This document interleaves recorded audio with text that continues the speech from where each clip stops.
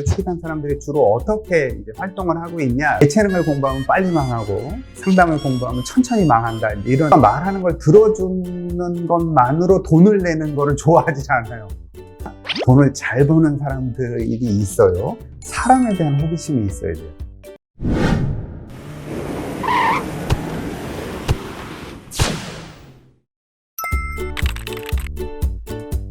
반갑습니다. 제 이름은 김은수라고 하고요. 저는 이렇게 여러분 아시는 것처럼 임상심리사 강의하고 있고 청소년 상담사 강의하고 있고요. 그리고 대학에서 심리상담 쪽으로 강의하고 있습니다.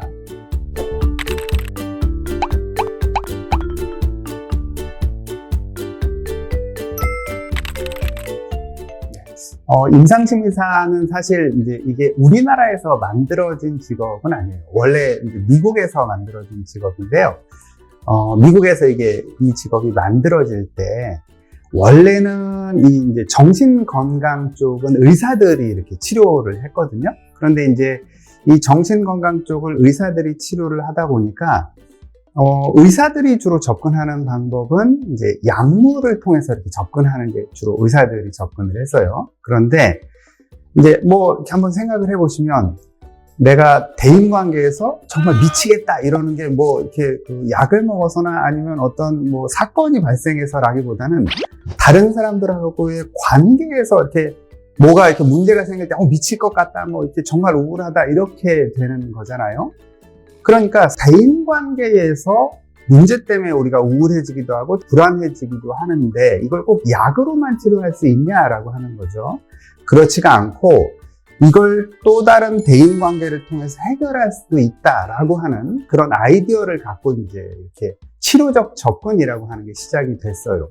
그래서 미국에서는 사실은 임상심리사들이 제가 알기로는 미국의 한 6개 주에서 임상심리사들이 주로 하는 게 이제 심리상담 이런 영역들, 그러니까 심리치료라고 보통 부르거든요. 심리치료 영역을 하기도 하고 약물 처방까지도 해요. 미국에서는. 근데 이제 우리나라에서는 당연히 그게 안 되고, 그래서 우리나라에서 임상심리사들이 주로 하는 역할은 이제 심리치료, 그러니까 중증 정신질환자를 갖고 있는 사람들을 이제 심리치료를 하는 것과 그 다음에 심리검사를 하는 거. 이 두 가지가 이제 가장 중요한 축이다. 이렇게 이제 보시면 됩니다. 우리나라에서는 심리검사, 심리치료. 이렇게 보통 압축해서 이야기를 하죠.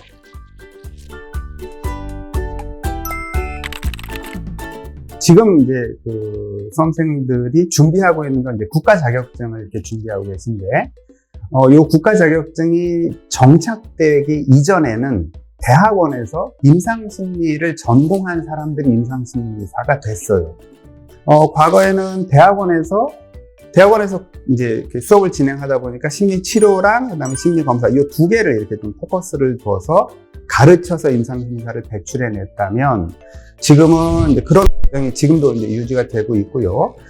여러분이 준비하시는 것처럼 이렇게 이제 국가에서 이제 시험을 통해서 이 시험도 여러분이 이제 준비하시면서 아시겠습니다만 심리치료 영역과 심리검사 평가를 하는 영역, 이 두 영역이 제일 중요한 축이에요. 그래서 이 두 영역을 이제 시험을 통해서 합격을 하면 임상심리사가 되는 그런 두 가지 방법이 있다. 이렇게 이제 보시면 됩니다. 제가 이제 가르쳤던 학생들 중에는 공무원들도 있어요. 일부 이제 특정 공무원들. 그 사람들 같은 경우에는 이 자격증을 따면 승진에 유리해서 따는 분들도 있을 정도로 이제 이 자격증이 필요한 영역이 있습니다. 그러니까 이제 임상심리사 자격증이 취업하는 데 도움이 될 수 있는 영역은 있어도 임상심리사 자격을 취득했다는 것 자체가 이제 취업을 보장하지는 않아요. 그런데 그럼 임상심리사 자격을 취득한 사람들이 주로 어떻게 이제 활동을 하고 있냐라고 이제 질문을 한다면, 제가 가르쳤던 학생들은 이제 보통 상담소에서는 심리 상담을 하는 사람들이 있고요, 심리 검사를 하는 사람들이 이렇게 좀 별도로 구분이 되어 있습니다. 그런데 이제 심리 상담을 하는 사람들은 상당히 많아요.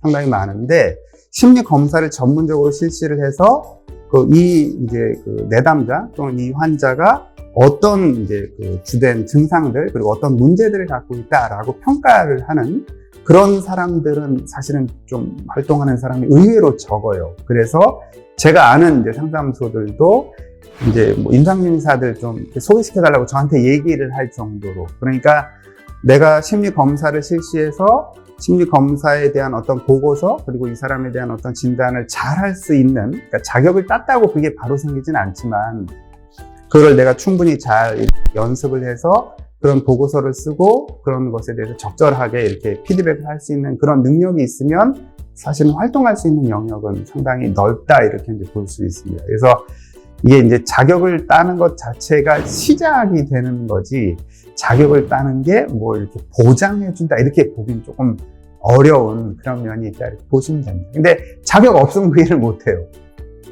네. 이게 이제 그 시험이 사지선다예요. 그러니까 다른 상담 관련 국가 자격 시험들은 대부분 오지선다의 시험 시간이 짧아요. 그런데 이 임상심리사는 사지선다의 시간이 길어요. 그래서 여러분이 이제 공부하는 전략을 어떻게 세우시면 좋으냐면, 어차피 이제 동영상 강의를 들으시니까 동영상 강의를 많이 들으시면, 제가 뭐, 거의 이제 장담하건대 90% 이상 여러분이 합격을 하세요. 예를 들어서 한 번 들으면 합격률이 뭐 한 50%다. 그러면 두 번 들으면 한 60, 70% 올라가고요. 세 번 들으면 뭐 한 8, 90% 올라가고요. 그러니까 많이 들으면 합격할 확률이 증가해요. 이게 이제 필기시험 공부하는 전략입니다.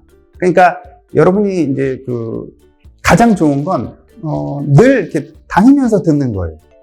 그래서 제가 이렇게 학생들 가르쳐 봤을 때 여러 번 들으면 들을수록 합격률은 확실히 올라갑니다. 필기시험은. 그래서 많이 듣는 전략으로 가시면, 뭐, 거의 장담하건대 붙어요.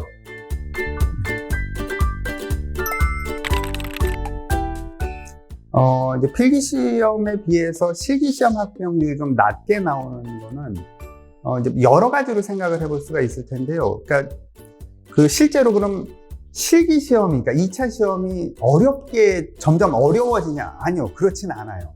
2차 시험이 점점 어려워지진 않는데, 그에 비해서 합격률이 좀 떨어진다라고 하는 것은 사실 응시자가 많아서 합격률이 떨어지는 걸로 보여요, 저는. 출제 방향은 바뀌어요.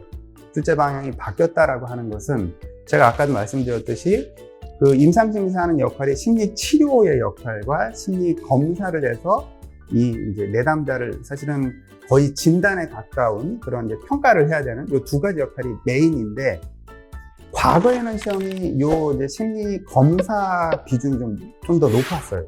그런데 최근에 들어서, 그러니까 2021년만 하더라도 이 비중이 확 뒤집어졌어요.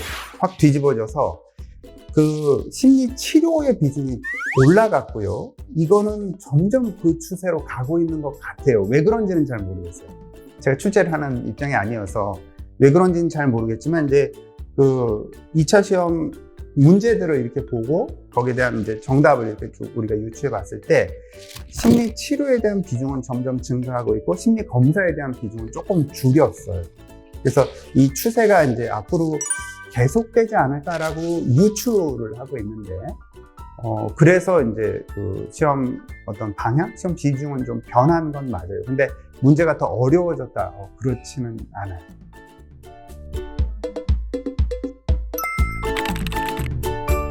상담을 공부해 보신 분들은, 이제 뭐 임상심리사를 포함해서 이제 상담심리 이쪽 분야를 공부해 보신 분들은 다 한 번씩은 들어봤을 거예요. 이제 예체능을 공부하면 빨리 망하고 상담을 공부하면 천천히 망한다, 이런 얘기를, 이제 왜 그런 얘기를 하냐면, 이게 사실 전망으로 보면 상담은 전망이 좋아요. 심리 치료 다 포함해서.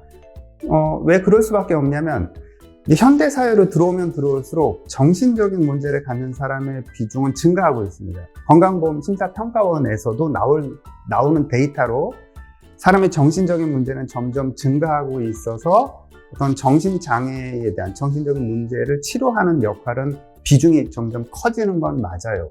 그런데 이게 이제 우리나라의 어떤 좀 독특한 특성이 있어요. 누가 말하는 걸 들어주는 것만으로 돈을 내는 거를 좋아하지 않아요.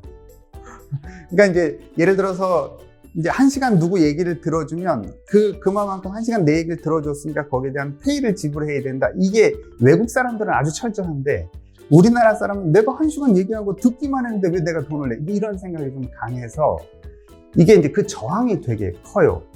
그러다 보니까 사실은 상담을 받아야 되는 사람들이 전부 병원에 가서 그냥 약을 먹어서 해결하려는 경향성이 좀 많습니다.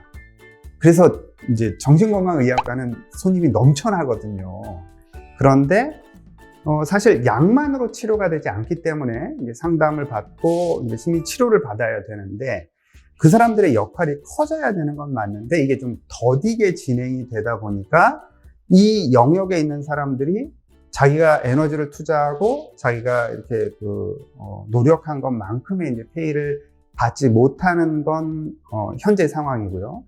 1인당 국민소득이 3만 불을 넘어가면 이제 상담이 이렇게 폭발적으로 증가한다. 이런 통계가 있는데 우리나라는 3만 불 넘어갔거든요. 근데 아직 폭발적으로 증가하지 않아서 이게 좀 수입이 좀 더 늘어야 이게 상담이 좀 더 늘려나 이런 생각을 하고 있긴 합니다. 돈을 잘 버는 사람들이 있어요. 근데 이제 그렇지 못한 사람들이 많이 있는 것도 사실이고요. 그래서 이게 이제 직업적 전망이 이제 향후 좋냐 그러면 사실은 모든 영역이 그렇겠습니다만 하긴 나요. 내가 얼마나 이렇게 그리고 얼마나 이제 기회를 잘 잡아서 내가 잘 적응해 나가느냐에 따라서 전망이 좋게 느껴지실 수도 있고 그렇지 않게 느껴지실 수도 있고요. 길게 할 수 있는 일이냐? 길게 할 수 있습니다. 그러니까 이제 다른 보통 일반적 직업이 60세에 뭐 정년을 맞이한다. 이 분야는 그렇진 않아요. 제가 잘 아는 분들도 한 80까지 일하시는 분들이 있을 정도로 물론 뭐 그 연세가 되시면 그게 왕성하게 일을 하진 못하지만 보통 한 70까지는 일을 하실 수 있을 정도로 이렇게 길게 일하는 데는 확실히 좋은 그런 직업인 건 맞습니다.